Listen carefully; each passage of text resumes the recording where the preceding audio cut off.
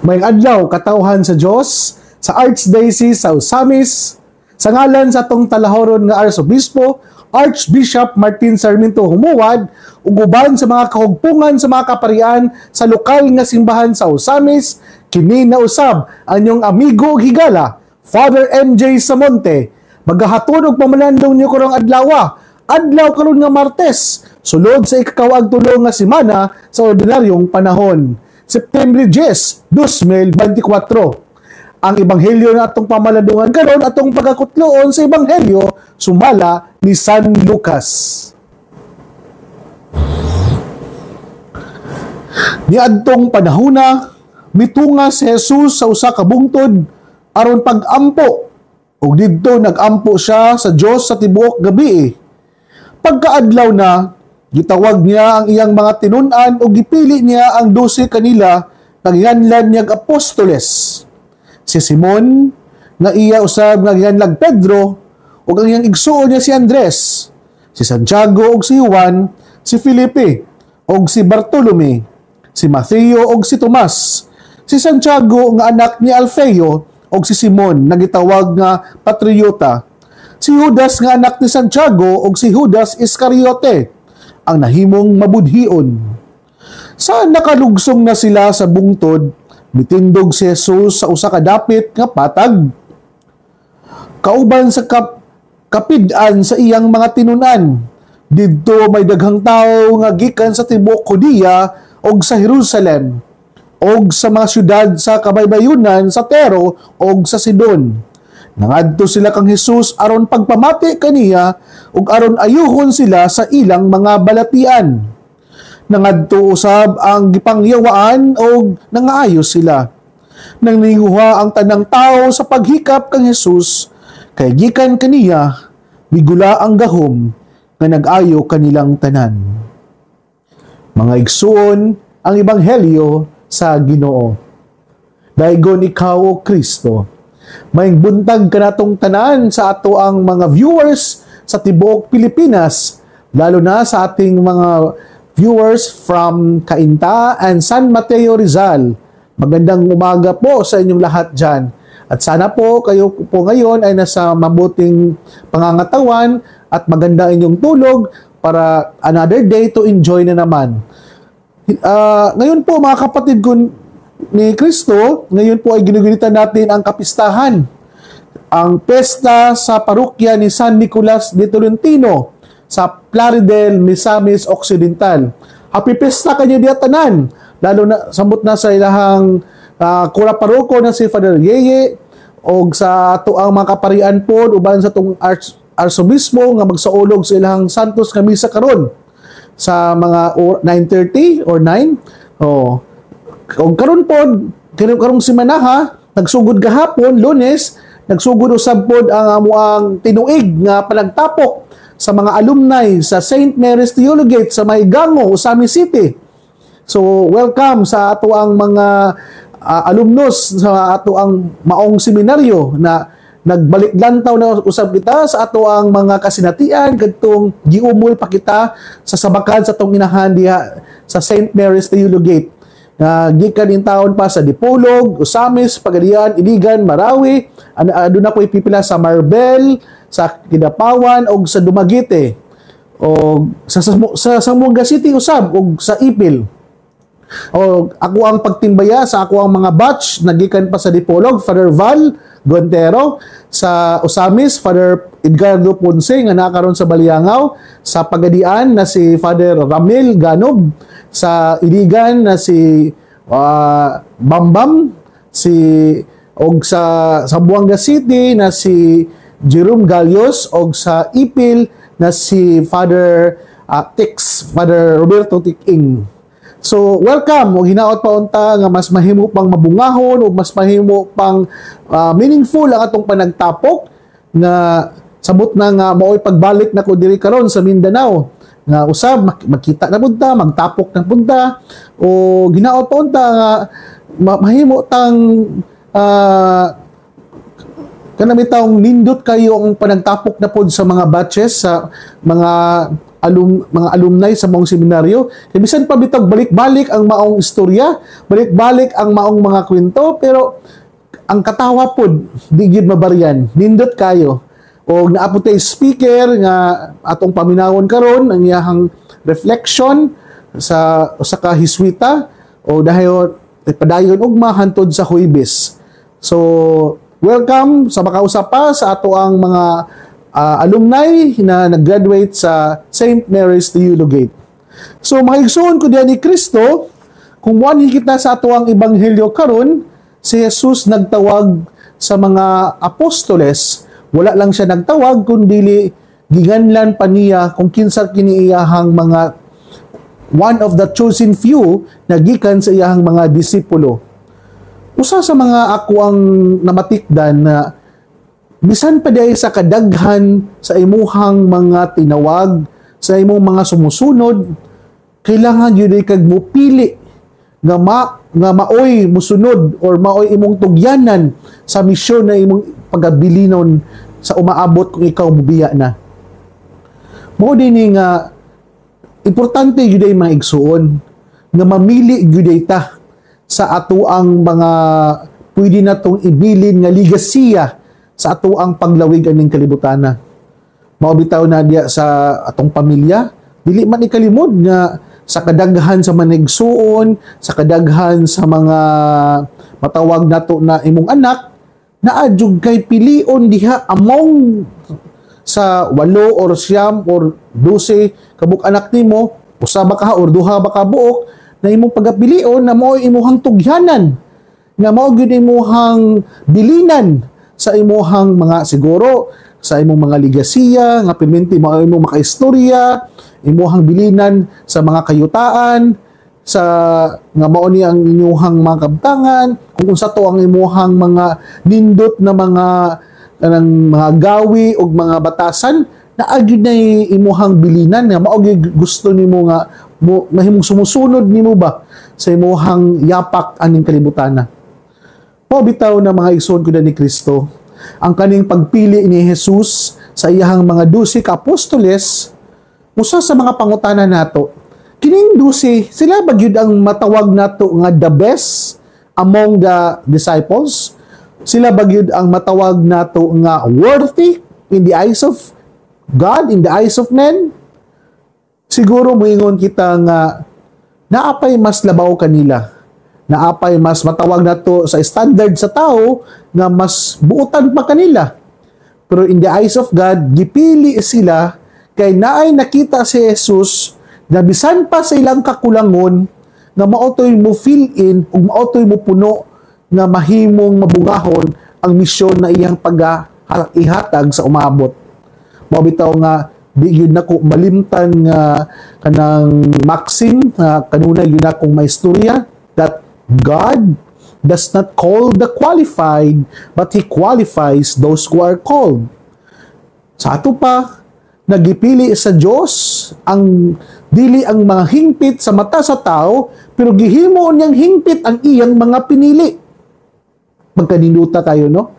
Nanindot kayo nga assurance na bisan pa man di ay nga sa standard sa kalibutan, yung standard sa tao, dili ka takos, dili ka angayan, pero kay ikaw gipili man sa Dios, nahimo kang angayan. To be honest, kung i-evaluate lang yung tanan ang kami, mga pare, kinsa gud baguntahon mo ay karapat dapat or hingpit or takos. Mauna atong panghawakan mga igsoon. Kay kini man talagsaon nga grasya nagipaambit sa Dios sa iyang mga pinili, isip mga pinili, ampingan pud nato. Dili pud nato sayangan ang pagsalig sa Ginoo dinhi kanato. Dili na pud ta moingon perminti na ay ang Dios mo'y nagpili kanako. So magpadayon nila pud ko sa ako ang pagkabatig batasan sa pagkadili maayong tao, sa akong pagkadalo, sa akong pagkadali masuko, sa akong mga isyu sa kinabuhi. Mao gani na nagituyo na sa Ginoo na kining imuhang mga dili pagkamaayo, then despite and in spite of that, gipili kaniya na kitang mga pinili makatunta sa atuang mga batasan nga dili maayo, na We learn to transcend, we learn to go beyond from that kind of attitude, and we use this flaws and imperfection for the greater glory of God. Kanabitang sa human ka gipasaylo diya sa kumpisal, human ka nakatagamtam sa grasya sa Ginoo, dili man ka ingon nga magpabili na lang nga mauna lang gyud ka, inana na lang gyud ka. Kanabitang usa sa mga nindot kay nako nga ipangutana gyud sa mga nangumpisal, unsa man ang imuhang nakatunan sa maong sala. Inana pod mga igsuon nga human kita nakasinati sa maong dili maayong pagkakita, then despite of that gihigugma ta sa Ginoo, gipili ta sa Ginoo na usa sa iyahang mga sumusunod, isa sa mga ordained minister, samot na samoa mga pare, dili ta magpabilid lang ato. Kabalutang mulatas, kabalutang mugobiyan og sakbasak ningon mo transcend ug baguhon nato ang ato mga bati og dili maayong mga pagkatao o batasan kay gitugutan man ta sa Ginoo nga gamiton niya para sa iyang gingharian, busa pagpakahimpit mo sa ta maningkamot ta ba, nabitaw ng word nga paningkamot sa pagbag-o sa kaugalingon, paningkamot sa paghimo pong hingpit sa mata sa Ginoo, kay kita gipili naman niya ug naapod nato sa tong part nga pilion pod nato ang pagsunod sa iyang kabubuton. Inana unta mga igsoon. So nindot kayo no na humanta niya gipili, humanta niya gibubuan sa grasya. Dana pod nato unta na makatunan ang kanang pagpaubos ba na wala matay ang ikapahinambog di aning bukasyon na. We are being ordained, we are being chosen by God because out of love and mercy sa Ginoo. Sa tupad di ay, dapat ako, mauni akong ipahimangno kanunay sa akong kaugalingon nga dili dapat nako ibutang ang akong power and authority sa kuang hunahuna sa akong utok. Dapat magpabilin kong mapaubsanon, magpabilin kong butuman, ug maminaw kung unsa ang istorya sa uban, kay tungod ni ana gituyo na siya sa Ginoo nga despite sa imong pagdili takos, gipili ka sa Ginoo para pagpahinumdom kanimo na kanang imuhang pagkapari, kanang imuhang naabot karon, wala nimo na nakuha, wala nimo na siya nakabot tungod sa imuhang personal lang kakayahan, wala nimo na siya nakabot tungod lang sa imuhang kalantip o kamaayo, kundi gitabangan ka sa Ginoo sa imuhang despite sa imong kakulangon, despite sa imuhang mga matawag nato nga imperfection sa imong pagkatao. Nindot kayo nga pahinumdom mga igsuon nga kung perminti nato nga dala-dalaon, perminti nato pahimduman nato ang kaugalingon nga ako nainani ko karon, kabalo ko sa akong katakos, kabalo ko sa akong kakayahan, pero despite of that mao ni ako ang naabot sa akong kinabuhi, dili ni mabuhat o dili ni siya mahitabo kung dili tungod sa Ginoo. Sama ni San Juan o ni kaning bitawong sa tuwang gipista na gisaulog karon na si San Nicolas de Tolentino, at the age of 18 nagsulod na siya sa relihiyosong kinabuhi, nagmungha na siya. Then after 7 years naordinahan siya sa pagkapari. So makaingon ta, at the age of 25, bata pa kayo si San Nicolas de Tolentino para mahimong pari sa simbahan. Tanawa ha? I-compare nato ang 25 years old na San Nicolas de Tolentino o mga 25 years old mga kabataan karon. Mingon bita nga daghan ba kay mga kabataan karon at the age of 25? Wala pa sila kabalo kung unsa ang ilahang tumong og tinguha aning kinabuhi. At the age of 25, daghan pa kayong mga kabatanunan na wala pa nila nakita kung unsa ang misyon na gitagana sa Ginoo diya sa ilang kinabuhi. Mobi na ang sad reality karon mga igsoon diya nga daghan na karon ang mga kabataan nga nagkatigulang, na ginahinay na og kanang kabot sa ilahang mga profesyon, pero bisan pag nakahuman na sila eskwela, nagmasteral na sila, pero wala gyapon nila nakita kung unsa ang meaning and purpose ngano ilahan ni gibuhat. Pero look at San Nicolas de Tolentino at his young age. Klaro og tataw na niya kung unsa ang purpose sa iyang kinabuhi. Maubitaw na nahimo siyang patron saint sa mga sacred souls. Sa iyang prayers, sa iyang penance, nga siya kanunay nangamuyo diha sa mga kalag sa purgatorio, na kabulog yun siya na at the end of our life, we are not a permanent in this world, na ato ang kinabuhi, we are both body and soul, na ato ang kalag nga mo ay moatubang sa final judgment. Ang uban ni ini dili man gyud totally makasulod dayon dito sa gingharian sa Dios, kay kailangan pa og purification dito sa purgatorio. Mao na iyang apostolate, mao na iyang gitagag pagtagad to purify the souls in purgatory. Pagkanindot kay ang assurance sa mampod nga naas ang mga kalaga na nasa purgatorio, nga kining mga kalaga wa ilain padulngan kundi padulong sa langit. Ug mao na iyang gitagag pagtagad na pag-ampo sa mga kalag sa purgatorio. Tanawa, ug mao mo'y nakapasantos kaniya kay tungod niya na nahimo siyang minampuon, kanunay siyang nag-administer sa sakramento sa kumpisal. Nindot di kay ni mga igsuon ay kanang usahay bitaw, maminaw ko sa mga nagumpisal. I cannot deny the fact na dili lalim ang pag-administer sa sakramento sa kumpisal. Kay tungod naay mga sala usahay nga bugat paminawon, naay mga sala usahay nga murag bitaw maghatag og burden og kahasol sa kuwa mismo. Pero ako at the end of sa iyang pagkumpisal, gihatagan niya po na ko siya assurance na bisan pa sa iyang pagkamasasala, bisan pa sa iyang sa iyang mga kasalanan nga na nabuhat, mas dako gyapon ang gugma sa Dios, gipasaylo gyapon siya sa Dios, ug dapat tapod niya pasayloon ang iyang kaugalingon. Kitang tanan gidasig na hinaot paunta nasama ni San Nicolas de Tolentino, nakita po sa mag-ampo para mahimong sagrado ang atong mga kalag. Dili na tuhulaton pa nga mamatay ta para iampo ang atong mga kalag. Nga dinli pa lang ta sa kalibutan, maningkamot na ta ng atong mga kalag nga naakaron nga nauban sa to ang lawas. Dili lang din nato ang lawas nun lang ang ato ang ampingan, ang ato ang tagaagpagtagad, kundi atong espirituhanon pod nga kinabuhi, ato apong linison, ato ang pupong tagaan pakanon diha sa pagdawat sa Eucharistia o pagpangayog pasaylo diha sa sakramento sa kumpisal. So mga igsoon ko na ni Kristo, balikan nato ang ebanghelyo nato karon sa pagpili ni Jesus sa 12 ka apostoles, ning dumog pod ang mga tao para pagpangayo o kanang kaaliman nila.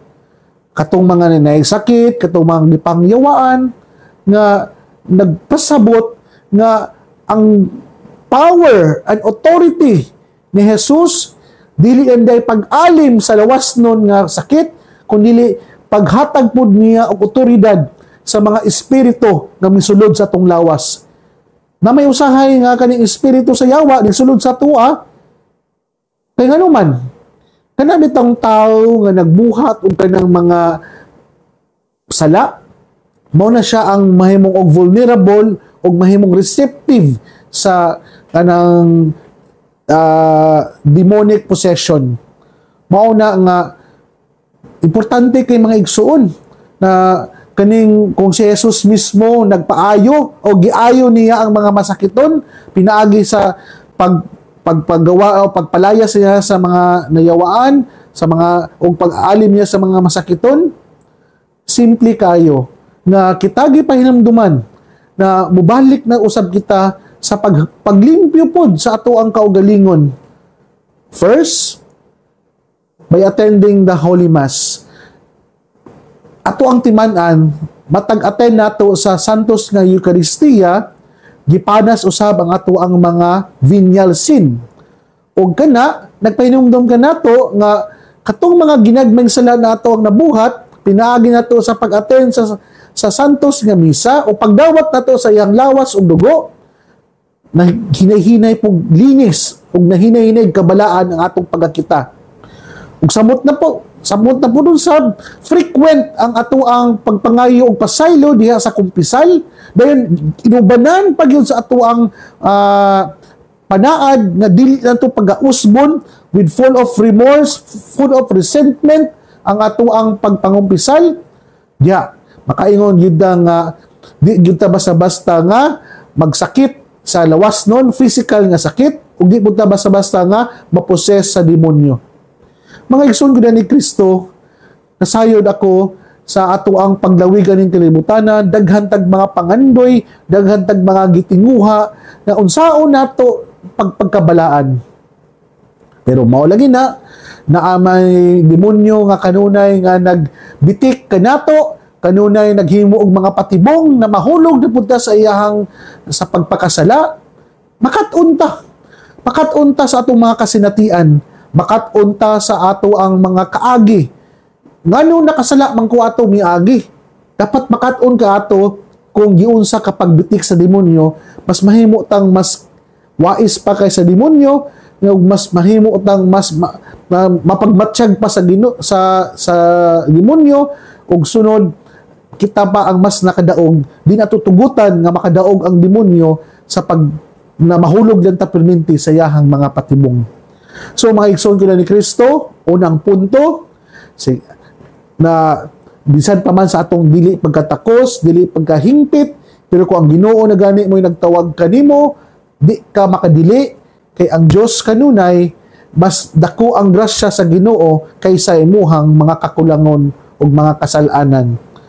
Ikaduha, sama ni San Nicolas de Tolentino, that at his young age, na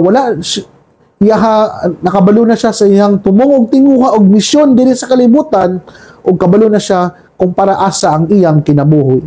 Ikatulo, dili ato tugutan na malunang sa sala ang ato ang kalag, hinahinayon na og linis kini, pinaagi sa pag-attend sa santos nga misa, ug labi na ang pagpangumpisal. So mga igsoon ko ni Kristo, sa dili pa nako tapuson nato ang pagpamalandong karon, ako ang pagtimbaya sa ato ang mga masakiton diha sa Mars Hospital, labi na sa ilang hospital director na si Father Dr. Martin Santiago, silang HR director Ate Melky Bayawak, ug sa ato ang mga viewers si Ate Lydel Mondo, Sarah Flores, Kahandigan Sabado family, Tita Pat Rojas and family, ug sa tanang mga amigo igala nato nga naminaw karon, mayong adlaw kaniyong tanan. Busa mga igsoon, dinhi na lang kutob, ayaw kamog kalimot nga ang pulong sa Dios angay gayud nga pamation, pamalandungan ug paningkamutan nga mapuy-an. Bulahan ng tao nga naningkamot nga magpuyo sa pulong ni Jesus, sama siya sa usa ka kahoy nga gitanom daplin sa sapa, kansa ang dahon dili gayud malaya, og timpo sa timbunga buhatag siyag maayong mga bunga.